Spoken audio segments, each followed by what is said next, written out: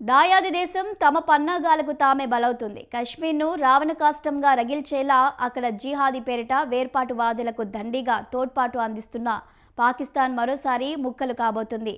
Operation సింధూర్తో స్ఫూర్తి పొందిన Balochistan army Pakistan సేనలకు నిద్ర పట్టకుండా చేస్తుంది.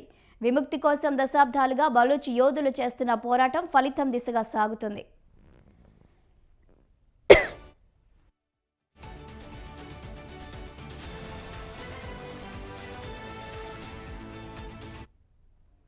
పాకిస్తాన్ నుంచి విముక్తి కోసం బలూచిస్తాన్ దశాబ్దాలుగా పోరాటం చేస్తుంది.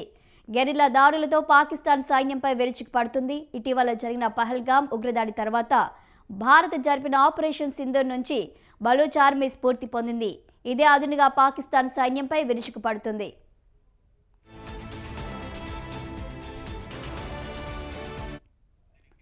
ఇటీవల ఆపరేషన్ బాంబు పేరుతో బలూచ్ ఆర్మీ 5 రోజులు జరిపిన దాడులతో పాకిస్తాన్ ఉక్కిరిబిక్కిరయ్యింది.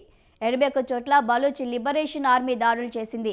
పాకిస్తాన్ సైనికులతో పాటు సివిల్ పోలీసులను మట్టుపెట్టింది. తాజాగా పాక్ సైన్యం లొంగుబాటు పడుతున్నట్లు వార్తలు వస్తున్నాయి.